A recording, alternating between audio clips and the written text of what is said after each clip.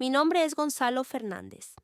Tengo 80 años y mis manos, las mismas que una vez juraron salvar vidas, tiemblan al sostener este dispositivo que graba mi voz. Lo que va a escuchar no es una historia, es una confesión. Y usted, que ha llegado hasta aquí, no lo ha hecho por casualidad.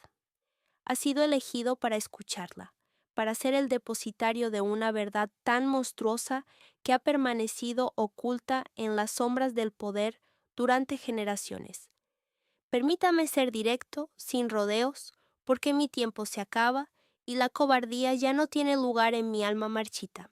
La eterna juventud de la élite, de esos rostros que ve en las cumbres mundiales, en las portadas de las revistas, esos líderes y multimillonarios que parecen inmunes al paso del tiempo. No es fruto de la genética, ni de dietas milagrosas, ni de cirugías avanzadas. Su secreto es mucho más antiguo y oscuro. Se alimenta de sangre, se nutre de la vida robada a los jóvenes. En los próximos 60 minutos le revelaré no solo cómo lo hacen, sino dónde, quiénes participan y el precio que pagan, no en dinero, sino en humanidad. Y le prometo que al final de mi relato, usted verá el mundo con otros ojos. Ya no podrá ignorar las sombras que se alargan detrás de los tronos del poder. Yo fui uno de ellos. Fui el médico, el carnicero con bata blanca que facilitó sus abominaciones. Mi autoridad no proviene de libros polvorientos, aunque he estudiado los textos antiguos que hablaban de ello. Mi conocimiento viene de la experiencia directa, del olor metálico de la sangre fresca en un laboratorio clandestino en una isla perdida del Atlántico, del sonido de un corazón joven latiendo por última vez.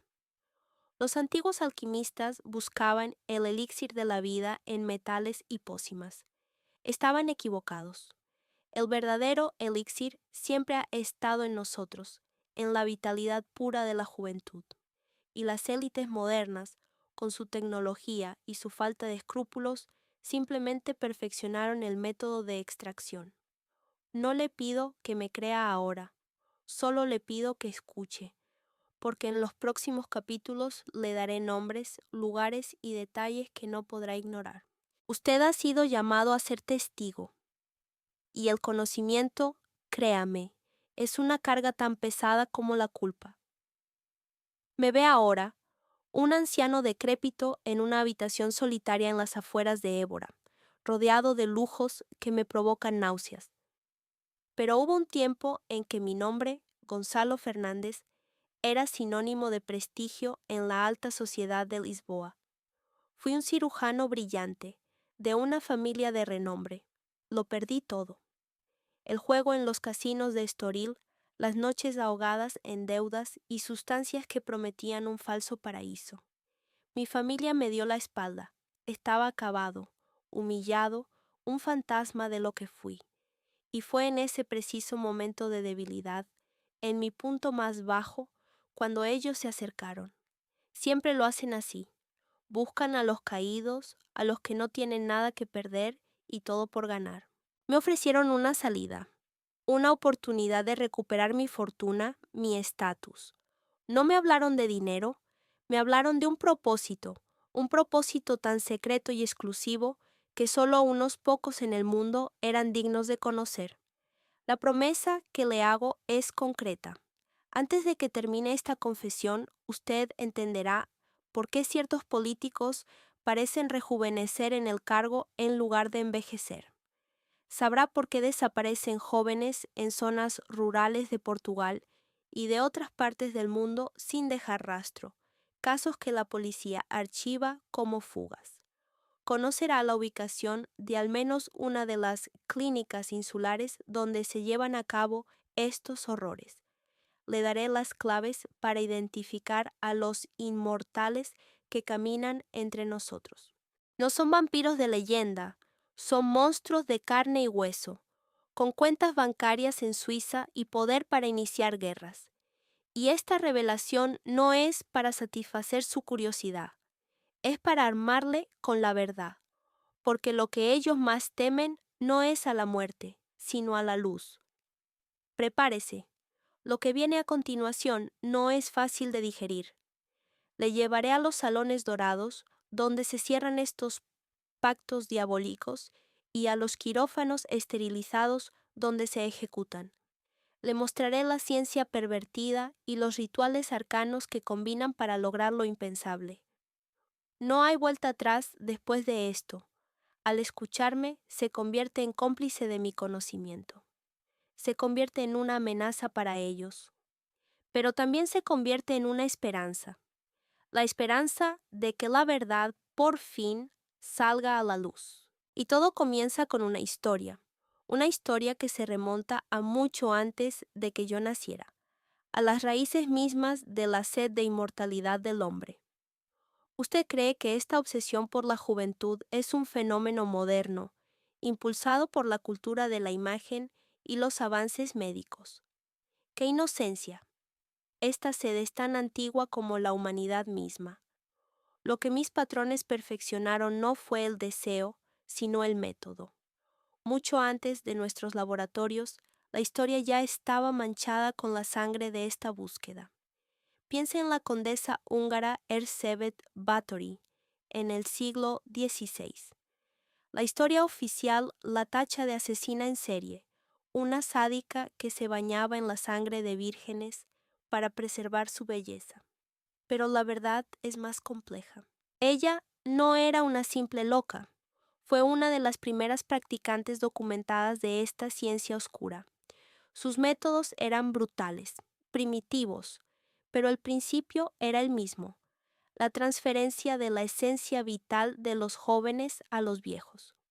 Sus diarios, de los que solo sobreviven fragmentos censurados en colecciones privadas, no hablan de locura, sino de protocolos de purificación y absorción de la vitalidad.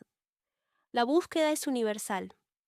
En la antigua China, los emperadores buscaban elixires, pero los textos taoístas más secretos hablan de prácticas mucho más orgánicas, de la absorción de la esencia vital de cautivos jóvenes. No eran mitos, eran los primeros experimentos. En Portugal, durante nuestra era de los descubrimientos, nuestros valientes navegantes no solo buscaban especias y oro. Ciertas órdenes secretas, como una rama disidente de los Caballeros de Cristo, financiaron expediciones con un único propósito: encontrar la fuente de la juventud. No buscaban una fuente de agua mágica, como cuenta la leyenda popular para niños. Buscaban tribus aisladas con una vitalidad genética pura, reservas humanas de las que extraer la esencia. El explorador João Martins de Souza, en 1542, no murió de fiebres en el Amazonas, como dicen los libros de historia.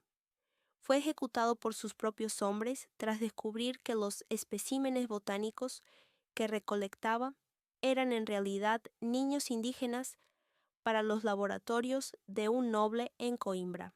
Todo fue silenciado, borrado de los registros oficiales, pero la verdad perdura en los archivos privados de ciertas familias que aún hoy ostentan el poder en nuestro país.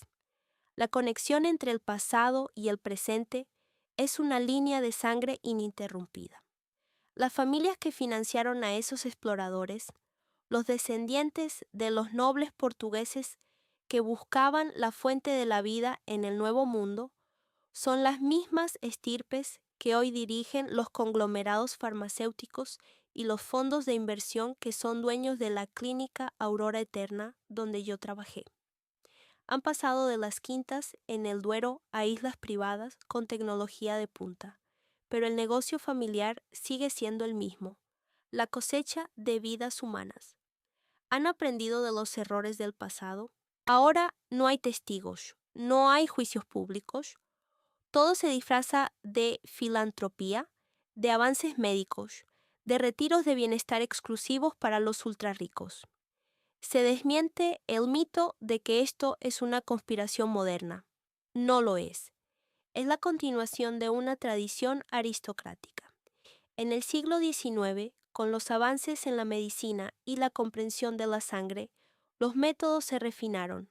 Un médico de Oporto llamado Dr. Antonio Ferreira En 1880 fue pionero en las transfusiones, pero sus experimentos privados, detallados en una correspondencia que fue comprada y ocultada por la familia Sousa, iban mucho más allá.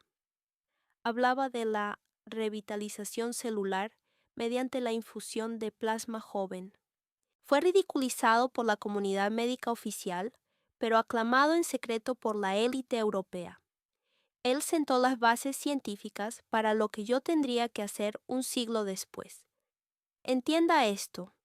La historia que le han contado es una fachada.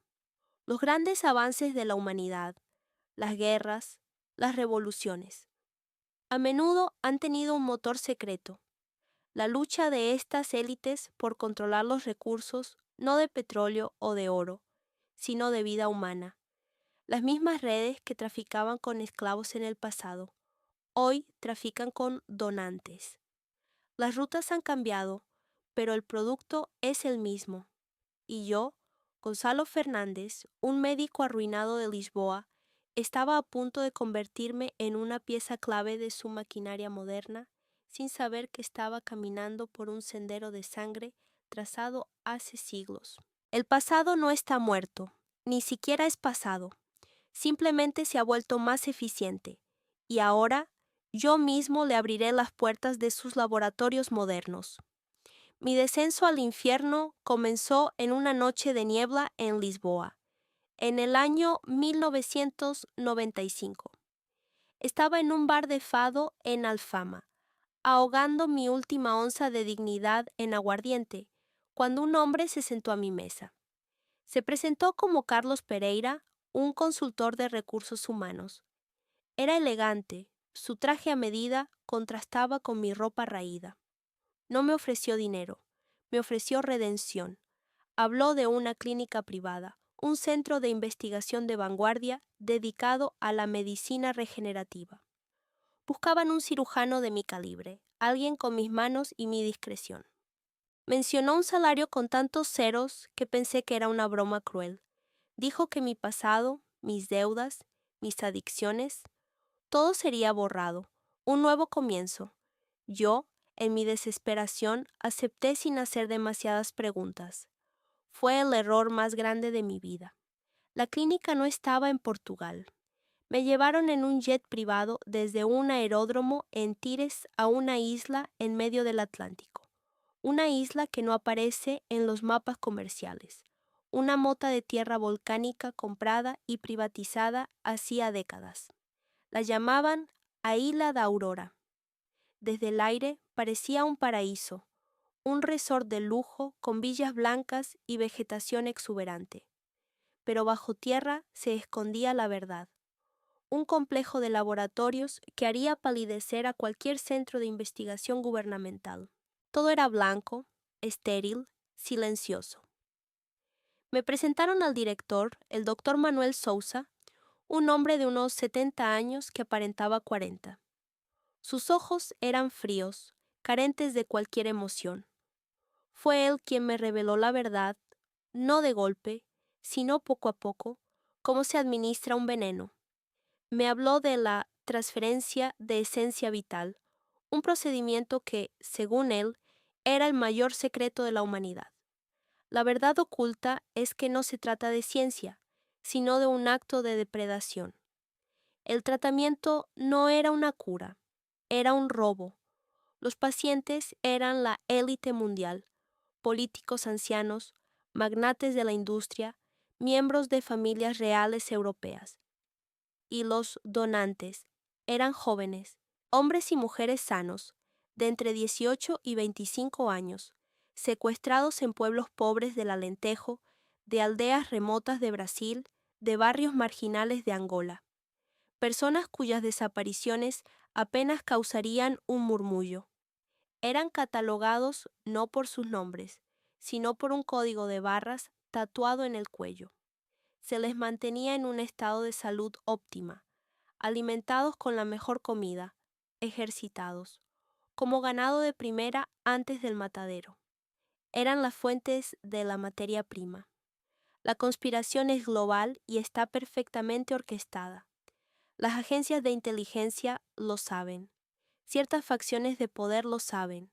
Las organizaciones humanitarias internacionales son cómplices silenciosas, desviando la mirada a cambio de donaciones millonarias. ¿Cree que es una coincidencia que ciertas farmacéuticas inviertan miles de millones en investigación genética mientras sus directivos no envejecen? ¿Cree que los yates que desaparecen en alta mar siempre son accidentes? Son transportes. La versión oficial es siempre una mentira conveniente.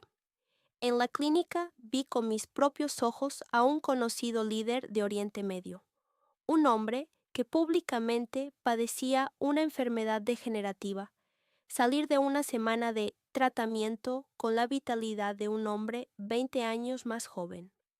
El mundo aplaudió su milagrosa recuperación. Yo sabía que su milagro había costado la vida de 3 jóvenes de la región del Miño. El doctor Sousa me lo explicó con una frialdad que helaba la sangre. Doctor Fernández, me dijo una tarde, mientras observábamos a los donantes en su jardín de recreo a través de un cristal blindado. La naturaleza es cruel. El león se come a la gacela para sobrevivir. Nosotros simplemente hemos aplicado esa ley a nuestra propia especie, de una forma más civilizada. No somos monstruos, somos la cúspide de la cadena alimentaria. Unos nacen para servir, otros para gobernar, y otros, como estos, para ser el combustible que mantiene encendida la llama de la grandeza. En ese momento comprendí que no estaba en una clínica, estaba en una granja humana, y yo no era un médico, era el nuevo Matarife. Ahora debo mostrarle las pruebas, los expedientes que demuestran que esto no es la fantasía de un viejo loco, sino la terrible realidad. Las palabras pueden parecer vacías, lo sé. Usted necesita pruebas, hechos concretos que anclen esta pesadilla en la realidad. Permítame dárselas. Mi primer trabajo en la clínica Aurora Eterna no fue en un quirófano, fue en el archivo. El doctor Sousa quería que entendiera el proceso desde el principio. Me entregó un expediente. El código era IC 1138. Dentro, la fotografía de un joven de 22 años, de nombre Pedro Costa, de un pequeño pueblo cerca de Setúbal. Pescador. Desaparecido el 14 de marzo de 1996. El informe policial, convenientemente adjunto, cerraba el caso como posible ahogamiento, cuerpo no recuperado. Pero yo tenía ante mí sus análisis de sangre completos, su perfil genético, sus métricas de vitalidad celular. Estaba vivo, o al menos lo había estado hasta entrar en la clínica. El expediente detallaba el procedimiento. No era una simple transfusión, era un proceso complejo que llamaban ciclo de purga y reemplazo plasmático. La sangre del donante se extraía y procesaba en una centrifugadora de plasma de última generación. Pero no solo la sangre, se extraía líquido cefalorraquídeo, médula ósea y, en los casos de tratamiento completo, órganos jóvenes y sanos, un riñón, un trozo de hígado, el páncreas. Estos no se trasplantaban directamente, eso sería demasiado burdo y dejaría rastro. Se utilizaban para crear un suero personalizado de células madre y factores de crecimiento, un cóctel biológico que se inyectaba al cliente durante varios días. La ciencia que usaban era real, una versión acelerada y monstruosa de la medicina regenerativa que se investiga en el mundo exterior. La diferencia es que su investigación no tenía límites éticos. El donante era el límite y su vida era el precio. El expediente de Pedro Costa terminaba con una nota escueta. Ciclo completado con éxito. Cliente. Anónimo. Disposición final del material biológico residual según protocolo. El material biológico residual era el cuerpo de Pedro. Tengo en mi poder, escondidos en un lugar seguro, 3 de esos expedientes. No son copias, son los originales que robé antes de huir. Contienen los nombres de los donantes, sus pueblos de origen en Portugal, y los nombres en clave de los clientes que recibieron su vida. Uno de ellos es una famosa figura política europea que aboga por los derechos humanos. Una hipocresía tan vasta que quema el alma. Estos documentos son mi sentencia de muerte, pero también la única prueba tangible que puedo ofrecer al mundo. Los nombres, las fechas, los procedimientos. Todo está ahí. El testimonio de otros es imposible de conseguir. Los que participan, como yo, están atrapados por el oro y el miedo. El personal de la clínica, desde los guardias hasta las enfermeras, son reclutados de la misma manera. Personas rotas, con pasados oscuros, fácilmente controlables. Nadie sale de la isla, salvo los clientes. Y los donantes, por supuesto, nunca salen. Pero una vez, un joven técnico de laboratorio, un muchacho llamado Miguel, intentó filtrar información. Lo descubrieron. No hubo juicio. Simplemente, una mañana, su cama estaba vacía. El doctor Sousa nos reunió a todos y nos dijo que Miguel había sufrido un trágico accidente de buceo. Todos entendimos el mensaje. El silencio se compra con lujo y se sella con terror. La refutación de los escépticos es simple. Miren a su alrededor. Miren a las figuras de poder que desafían la biología. Miren las estadísticas de personas desaparecidas que nunca se resuelven. La ciencia oficial dirá que es imposible, que la ética médica lo impide. Pero ellos no operan bajo la ciencia oficial. Operan bajo sus propias leyes, en sus propios territorios soberanos, con una tecnología que está 30 años por delante de lo que se publica en las revistas médicas. Yo he visto los equipos, he leído los informes, he realizado los procedimientos. Esto no es una teoría, fue mi trabajo, fue mi vida durante 15 años, y cada noche veo el rostro de Pedro Costa en mis sueños. Ahora que conoce la evidencia física, debe entender la filosofía oscura, casi religiosa, que lo justifica todo. Aquí es donde la ciencia se encuentra con la oscuridad, donde la medicina se convierte en un ritual profano. El doctor Sousa no se consideraba a sí mismo un simple médico, sino un sumo sacerdote de una nueva religión basada en la biología. Una tarde, en su biblioteca privada, llena de textos antiguos, de anatomía y tratados de alquimia, me explicó la filosofía que sustentaba sus atrocidades. Gonzalo, me dijo, señalando un grabado del siglo XVI que mostraba un árbol de la vida. La ciencia moderna es estúpida. Cree que la vida es solo química y electricidad. Pero la vida es energía, una esencia, un ánima, como la llamaban los romanos. Esta esencia es más fuerte y pura en los jóvenes. Con la edad se corrompe, se debilita. Nosotros no solo trasplantamos células, trasplantamos la propia fuerza vital. Creían que cada ser humano nace con una cantidad finita de esta esencia vital y que esta esencia puede ser transferida, robada. El procedimiento de extracción no era solo un acto quirúrgico, estaba rodeado de un extraño ritualismo. La sala de operaciones era circular, con una acústica particular. Durante el proceso se reproducía una frecuencia de sonido de baja vibración, casi inaudible, que según Sousa, ayudaba a separar el ánima del cuerpo físico. El donante no era simplemente anestesiado. Se le inducía a un estado de trance, a medio camino entre la vida y la muerte, a través de una combinación de drogas y sugestión hipnótica. Sousa creía que en ese estado, la esencia vital era más maleable y fácil de extraer. Llamaba a este proceso la cosecha del alma. Esta no era una creencia aislada de un loco. Era un sistema de pensamiento compartido por toda la élite que acudía a la clínica. Hablaban de alinear sus campos energéticos con los del donante.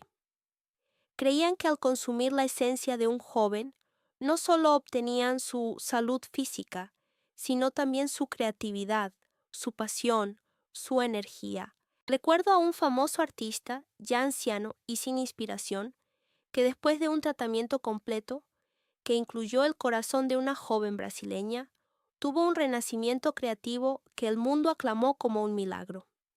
Él sabía que su arte estaba pintado con la sangre de ella, y no le importaba.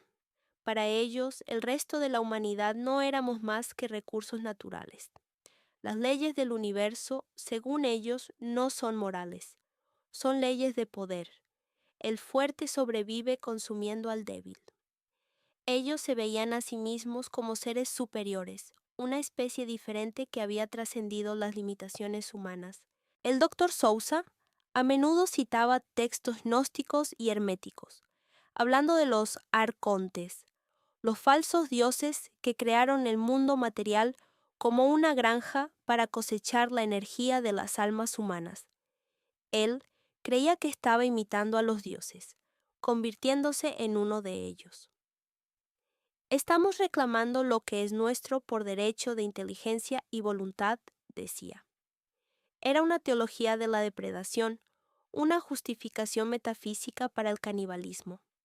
La relación causa-efecto en su mundo era aterradora. Creían que al absorber la vida de otros no solo prolongaban la suya, sino que también creaban un vacío kármico que los protegía de las consecuencias. Pero yo vi la verdad. Vi cómo, a pesar de sus cuerpos rejuvenecidos, sus ojos se volvían vacíos. Perdían la capacidad de sentir empatía, amor, alegría genuina. Se convertían en cáscaras pulidas, autómatas sin alma. La eterna juventud tenía un precio oculto, la humanidad misma. Estaban prolongando la existencia de sus cuerpos, pero sus almas se pudrían por dentro. Y yo, al participar, sentí como mi propia alma comenzaba a desvanecerse, reemplazada por un frío y pesado vacío. Y ahora debe ver cómo esta filosofía se manifiesta en el mundo que usted habita, cómo afecta las noticias que lee y las vidas de las personas que admira. Quizás usted piense que esto es algo lejano, un horror confinado a una isla secreta para multimillonarios. Se equivoca. Su influencia se extiende como un cáncer por todo el mundo y afecta su vida de formas que ni siquiera imagina. Encienda el televisor. Mire a los líderes mundiales en sus cumbres, a los magnates de la tecnología presentando sus nuevos productos. Fíjese en aquellos que superan los 70, los 80 años, pero que exhiben una energía, una piel, una claridad mental que desafía la naturaleza. No todos, por supuesto, pero algunos, los más poderosos, los que nunca parecen retirarse, los que se aferran al poder década tras década. Ellos son los clientes. El mundo moderno es su coto de caza. Las crisis económicas, las guerras, los desastres naturales, no son solo tragedias para ellos, son oportunidades de negocio. Crean caos en un país y de repente miles de jóvenes desesperados se vuelven vulnerables, fáciles de secuestrar sin que nadie pregunte.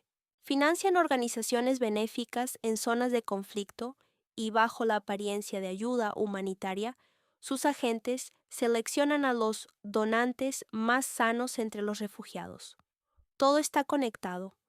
La red de Aurora Eterna no es la única. Hay otras, en el Pacífico Sur, en los Alpes suizos, escondidas a plena vista. Compiten entre sí por los mejores recursos y los clientes más ricos. Es el mercado más exclusivo y secreto del planeta. Piense en un famoso empresario tecnológico, conocido por sus ideas visionarias y su estilo de vida excéntrico. Hace unos años, se le diagnosticó una enfermedad terminal. Desapareció de la vida pública durante 6 meses. Regresó visiblemente más delgado, pero con una energía renovada, y anunció un nuevo proyecto revolucionario. La prensa habló de un tratamiento experimental en una clínica suiza. Yo sé la verdad.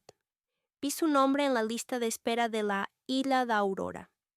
Su tratamiento experimental costó la vida de 4 jóvenes angoleños. Su nueva visión para el futuro de la humanidad se construyó sobre sus tumbas, y el mundo lo aplaude como a un genio, un salvador. Esto le afecta a usted personalmente. ¿Por qué? Porque esta élite, desprovista de empatía y con una perspectiva de vida artificialmente larga, toma decisiones que moldean nuestro mundo.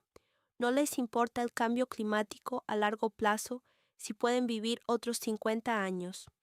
No les importan las consecuencias de una guerra si consolida su poder. Nos ven a nosotros, a la gente común, como ganado. Nuestra vida útil es corta. Nuestras preocupaciones son insignificantes. Somos un recurso renovable. Su desprecio por la vida humana es absoluto, porque para ellos la vida es una mercancía que pueden comprar. La brecha entre ricos y pobres ya no es solo económica, se ha vuelto biológica. Las tecnologías modernas son su mejor herramienta y su mejor disfraz. Invierten en empresas de biotecnología y de análisis de datos. ¿Por qué cree que las grandes corporaciones están tan interesadas en su ADN, en sus datos de salud? No es solo para venderle anuncios, es para crear una base de datos global de posibles donantes. Buscan marcadores genéticos específicos, perfiles de salud perfectos. El futuro que están construyendo es uno en el que su compatibilidad genética podría convertirle en un objetivo. No estoy tratando de asustarle, estoy tratando de advertirle. La distopía no está en el futuro. Se está construyendo ahora mismo, en secreto, financiada por las mismas personas que nos prometen un mundo mejor. Y ahora, para que comprenda la profundidad de esta maldad, debo llevarle al momento en que mis propias manos se mancharon, al método práctico que utilizan para cometer sus atrocidades. Ahora debo llevarle al corazón de las tinieblas. Debo describirle el método no para que lo replique, sino para que entienda la monstruosidad en toda su magnitud. Para que, si alguna vez se encuentra en una situación donde el poder le ofrece un atajo a cambio de su alma, recuerde mis palabras y elija un camino diferente. Este es el capítulo de mi mayor vergüenza, el momento en que dejé de ser un testigo para convertirme en un verdugo. Fue en el invierno de 2002. Un cliente especialmente importante, un político de alto rango, requería un tratamiento completo y urgente. El doctor Sousa decidió que mi entrenamiento había terminado. Era hora de que yo mismo dirigiera el procedimiento. El donante era una chica de 19 años de la región de Beiras. Su nombre era Catarina. La habían traído a la sala de operaciones, ya en el estado de trance del que le hablé. Estaba tumbada en la mesa de operaciones, serena, como si durmiera, pero no dormía. Yo podía ver en los monitores que su cerebro estaba activo, consciente en algún nivel profundo. El primer paso era la exsanguinación parcial controlada. Conectamos una cánula a su arteria femoral. Su sangre joven y rica en oxígeno comenzó a fluir hacia la máquina de procesamiento. Simultáneamente, se le infundía una solución salina para mantener la presión arterial y evitar el colapso. El objetivo era reemplazar la mayor parte de su volumen sanguíneo con el del cliente, en un ciclo cerrado y continuo. El clímax de mi horror llegó después. El protocolo exigía la extracción del riñón izquierdo mientras ella aún estaba viva. Sousa me explicó con su calma habitual que la esencia vital del órgano era más potente si se extraía de un cuerpo que aún funcionaba, con el corazón latiendo. Me pasó el bisturí. Mis manos, que habían temblado por la abstinencia y la deuda en Lisboa, ahora temblaban de puro terror moral. Miré a Catarina. Por un instante sus párpados se agitaron y una lágrima rodó por su mejilla. No sé si fue un reflejo o si su alma atrapada estaba gritando. En ese momento supe que estaba cruzando un umbral sin retorno. Hice la incisión. el calor de su cuerpo, el olor de su sangre. Es algo que nunca me abandonará. Extraje el órgano, un riñón perfecto y sano, y lo coloqué en el contenedor de éxtasis. Su ritmo cardíaco se volvió errático en el monitor. El doctor Sousa simplemente asintió y dijo: «Buen trabajo, doctor. Ahora proceda con la terminación». La terminación era una inyección letal de cloruro de potasio directa al corazón. Un asesinato limpio y silencioso, disfrazado de procedimiento médico. La advertencia es esta: el primer paso hacia el mal nunca parece un abismo, sino una pequeña concesión. Para mí, fue aceptar un trabajo bien pagado. Luego fue mirar para otro lado. Luego fue analizar muestras de sangre. Luego fue ayudar en una cirugía. Y finalmente fue sostener el bisturí. Ellos no le piden que se convierta en un monstruo de la noche a la mañana. Le corrompen gradualmente, haciendo que cada nuevo horror parezca solo un poco peor que el anterior, hasta que un día se mira al espejo y ya no reconoce al hombre que ve. Si alguna vez le ofrecen un trato que parece demasiado bueno para ser verdad, que requiere que comprometa sus principios solo un poco, huya, corra y no mire atrás. El resultado esperado de estas prácticas es una mentira. Sí, los cuerpos se rejuvenecen. La piel se tensa, las enfermedades remiten, la energía vuelve. Me sometí a tratamientos menores yo mismo, usando plasma residual. Por eso he llegado a los 80 años, pero es una fachada. Por dentro se crea un vacío. La vida que roban no llena, solo crea más hambre. Los clientes se vuelven adictos. Necesitan tratamientos cada vez más frecuentes, cada vez más potentes. Se convierten en fantasmas habitando cuerpos jóvenes, atormentados por pesadillas, incapaces de conectar con otros seres humanos. El precio de su longevidad es una soledad y una paranoia absolutas. Viven con miedo constante de ser descubiertos y de que el tratamiento deje de funcionar. El error más grande es creer que se puede controlar el mal, que se puede participar solo un poco y salir indemne. No se puede. Es como un ácido que lo disuelve todo. Me hice rico. Compré una quinta en el Alentejo, coches de lujo, todo lo que una vez había perdido. Pero perdí mi capacidad de dormir sin ver el rostro de Catarina. Perdí la capacidad de disfrutar de una comida sin pensar en lo que comían los donantes. Perdí mi humanidad. Me convertí en un actor interpretando el papel de un hombre vivo. No haga lo que yo hice. Ninguna cantidad de dinero o de años de vida vale la pérdida del alma. Y ahora, al final, debo revelarle la última y más cruel de las verdades, la farsa que se esconde incluso en el corazón de su diabólico éxito. Hemos llegado al final de mi confesión, y aquí, en el ocaso de mi miserable vida, debo compartirle la revelación final, la ironía más cruel de todo este pacto con el diablo. La eterna juventud, la inmortalidad que tanto anhelan y por la que tanto sacrifican, es una farsa. No funciona a largo plazo. Es un espejismo. Yo soy la prueba viviente. Los tratamientos que recibí me mantuvieron funcional durante décadas, pero ahora el efecto se está revirtiendo y de forma acelerada. Mi cuerpo se está descomponiendo desde dentro.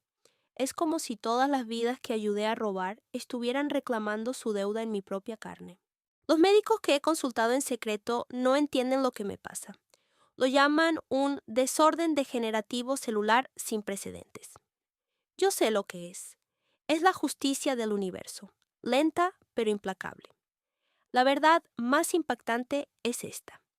El proceso destruye el ADN del receptor a nivel sutil.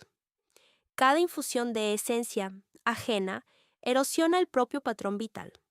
El cuerpo se vuelve dependiente de la energía externa, como un adicto. Y cuando el suministro se detiene, o cuando el cuerpo finalmente rechaza el material extraño, el colapso es catastrófico. He visto a clientes antiguos, aquellos que comenzaron en los años 70, morir de formas horribles, envejeciendo décadas en cuestión de semanas, sus cuerpos consumidos por cánceres extraños y agresivos. La inmortalidad es la zanahoria que usan para mantener a todos en la rueda. La realidad es que solo están posponiendo la muerte, a cambio de un final mucho más terrible y la condenación eterna de su alma. Usted ha sido elegido para recibir este conocimiento porque el universo busca el equilibrio. Una oscuridad tan grande no puede existir sin que nazca una luz que la exponga. Usted es ahora esa luz. No le pido que tome las armas ni que se convierta en un mártir. Le pido algo más difícil, que viva con los ojos abiertos, que cuestione las narrativas oficiales, que enseñe a sus hijos a valorar la empatía por encima de la ambición, que comparta esta historia no como un hecho literal que le pondrá en peligro, sino como una parábola, una advertencia. Plante la semilla de la duda en las mentes de otros. La verdad, una vez plantada, crecerá. El poder de ellos se basa en el secreto y en nuestra ignorancia. Acabemos con ambos. Sienta la urgencia de este momento. El mundo está en una encrucijada.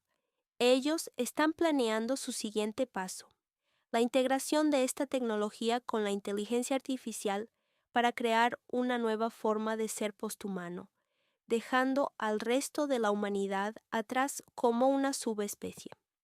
No tenemos mucho tiempo. El cambio debe comenzar ahora en el corazón y la mente de cada persona que escucha esto. No espere a que alguien más actúe. Su conciencia, su decisión de no ser indiferente, es el primer acto de resistencia. Cada vez que elija la compasión sobre el egoísmo, cada vez que defienda a los débiles, estará luchando contra el mundo que ellos quieren construir. Si he de ofrecerle alguna bendición, que sea esta, que el conocimiento que le he dado no le llene de miedo, sino de propósito, que la divinidad o la fuerza universal del bien que ellos tanto desprecian le guíe y le proteja. Usted ya no es el mismo que era hace una hora. Ha sido iniciado en un secreto terrible, pero también en una verdad profunda sobre la naturaleza del bien y del mal. Sienta cómo este conocimiento despierta algo en su interior, una responsabilidad, un poder, el poder de ver más allá del velo.